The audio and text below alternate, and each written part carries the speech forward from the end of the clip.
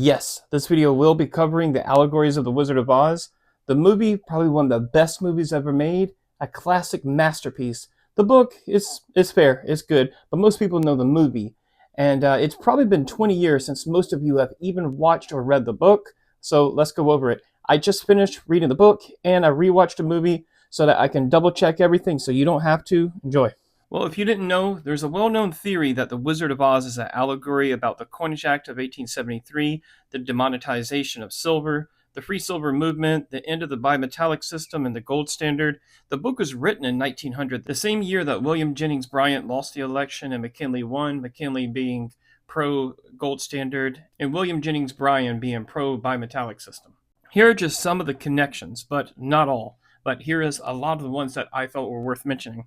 First, the yellow brick road. Come on, it's gold. It's gold bricks. And the road being the path you have to follow, the new gold standard. The silver shoes, which in the book they were silver, in the movie they were rubies because they want to show off the new Technicolor technology. But the silver shoes symbolized a solution to the gold standard, which was silver coinage, and it would resolve the economic troubles caused by the gold standard. The Wicked Witch of the West begs for Dorothy's slippers, which in the movie they're slippers, in the book they're shoes. But the Wicked Witch tells her she's the only one that knows what to do with them. They're no good for you. They're no use for you.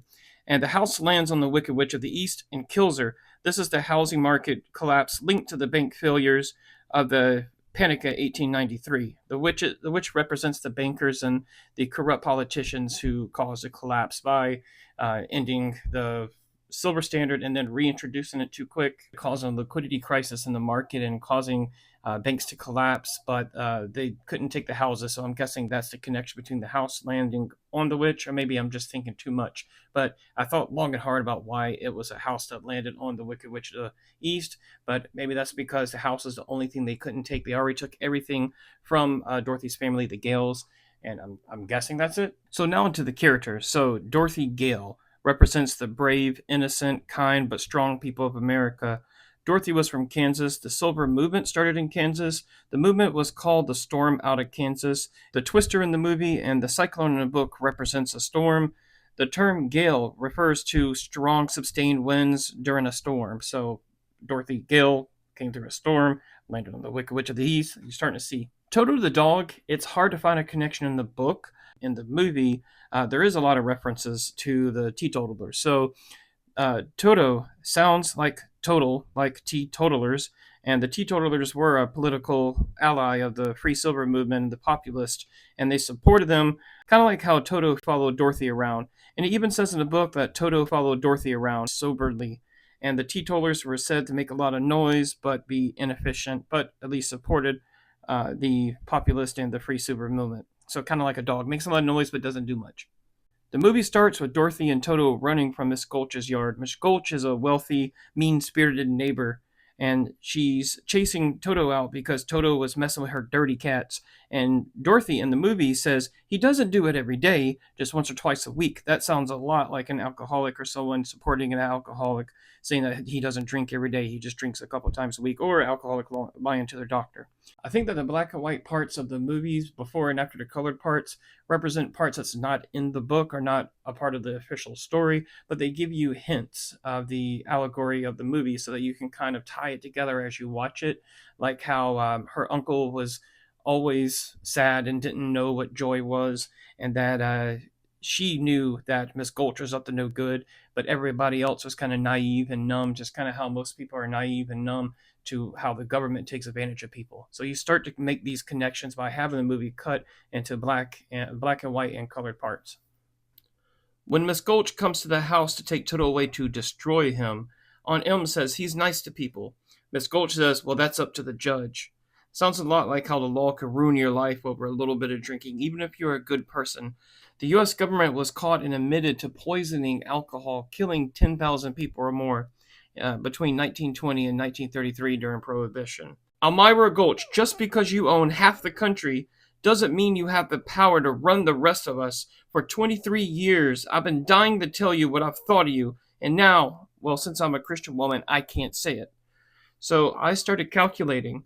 In the movie, if the year is 1900, then 23 years prior was 1877, and my guess is that was the beginning of the free silver movement, and the Great Railroad Strike of 1877. Neither the book or the movie give a year, so I'm assuming it's 1900 since that's when the book was written. When Dorothy is in Oz and she steps out of the house, the Munchkins say to her, "We are so grateful to you for having killed the Wicked Witch of the East and setting our people free from bondage."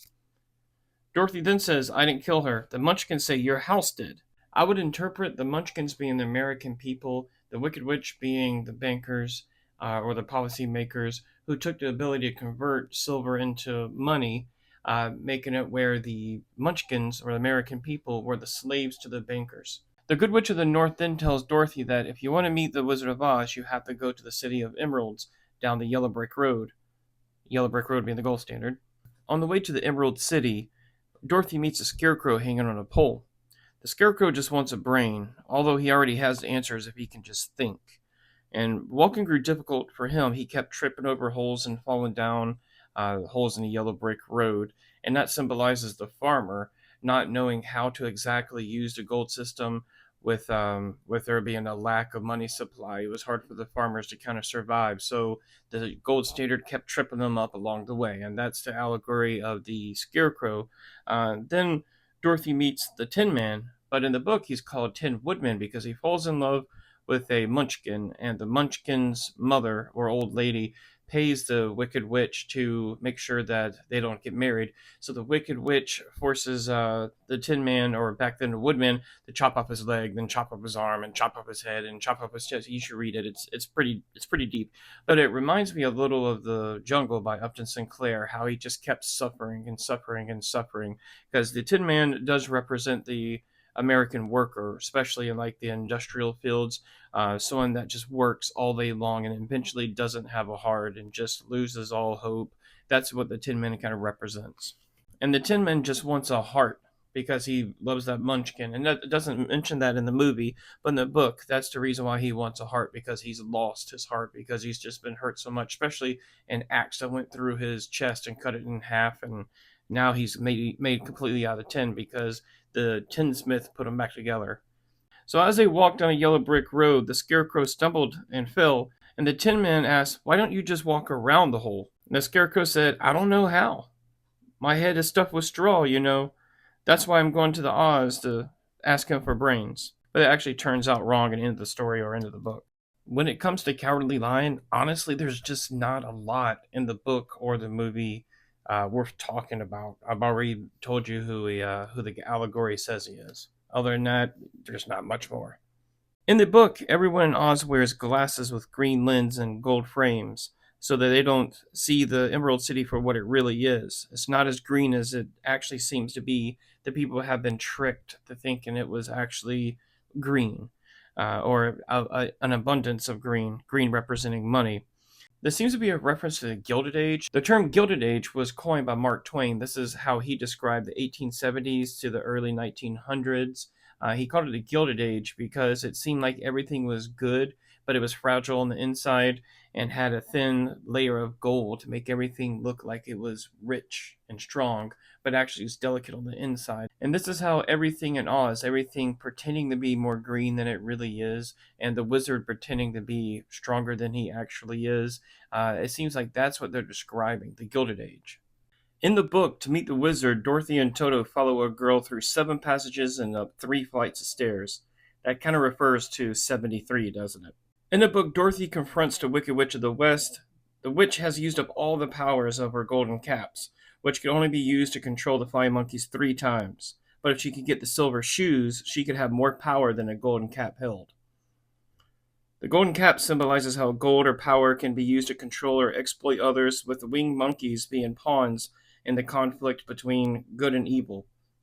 In the struggle, Dorothy sees that she lost one of her shoes. She grew angry and said to the witch, "Give me back my shoe." The witch replied, "I will not, for now it is my shoe and not yours." This made Dorothy very angry, so she picked up a bucket of water that was sitting nearby and threw it at the witch. Instantly, the wicked woman gave a loud cry of fear, and Dorothy looked at her in wonder. The witch began to shrink and fall away. "See what you've done? You didn't know that water could do this to me?" Dorothy said, "Of course not. How should I?" "Well, in a few minutes I shall be melted and the castle will be all yours. I have been wicked in my day, and I never thought a little girl like you would ever be able to melt me and end my wicked deeds. The reason why the water melted the witch is because she was so old and evil that all the blood in her body had dried up over the years, and she was deathly afraid of water. In the book, the wizard explains that he is just a clown that floated from a circus on a balloon and landed in Oz, and he was hiding the fact that he was just a whimpering, short, old, bald man, and that he had ran Oz with the illusion of great power. And the wizard thought that if the people of Oz actually saw who he was, then they would turn against him. The movie ends with them meeting the wizard, and the wizard giving the scarecrow a diploma. The Tin Man receives a heart-shaped watch because he's mechanical, so he can't receive a real heart. The Cowardly Lion gets a Medal of Valor.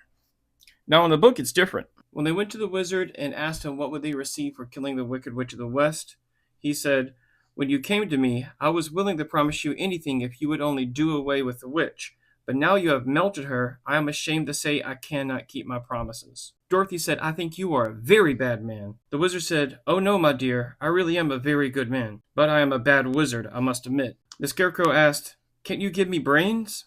The wizard said, "You don't need them. You are learning something every day. A baby has a brain, but it doesn't know much. Experience is the only thing that brings knowledge." Then the lion asked, "What about my courage?" And the wizard said, "You have plenty of courage, I am sure. All you need is confidence in yourself. There is no living thing that is not afraid in the face of danger. True courage is facing the danger when you're afraid." The Tin Man said, "What about my heart?" "Why, as for that, I think you are wrong for wanting a heart. It makes most people unhappy. If you only knew, you are lucky not to have a heart." Then the wizard got in a balloon and flew back to the circus. He asked Dorothy if she wanted to come along. She said, "No, I want to go back home to Kansas." So then they all traveled to the south to meet the Good Witch. So then they all meet.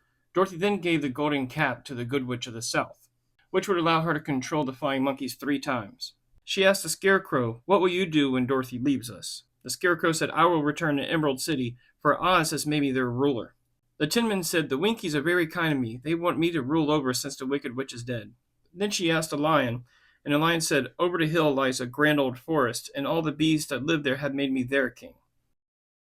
So then she told Dorothy, "Your silver shoes will carry you through the desert." If you had only known of their power, you could have gone back to M on the very first day you got this country. What the fuck? But if she did go home on day 1, she wouldn't have been able to help the Scarecrow or the Tin Man or the Cowardly Lion, or save Oz from the Wicked Witches. In the movie, she landed back in her bed with her family around her. But in the book, she landed in a field, and she woke up to see Uncle Henry building a new house. So the author of The Wizard of Oz stated that his intentions of writing the book was to please children. It makes me wonder what kind of children he was trying to appease. So was the book written as an allegory to keep them calm, make them feel like us, the stackers, who can't easily convert their silver to cash, but they can still stack it? And that was the meaning of clicking her heels, her silver shoes 3 times, because if you clink silver coins together, then you know that you own them. You know that they're in your hand. That was what I got from it. And the meaning behind the main song, Over the Rainbow, was Dorothy dreaming about better times when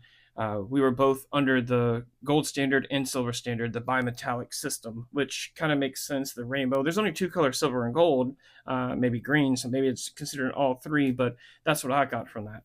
Another thing, the film was primarily directed by Victor Fleming, who left the project to take over the troubled Gone with the Wind.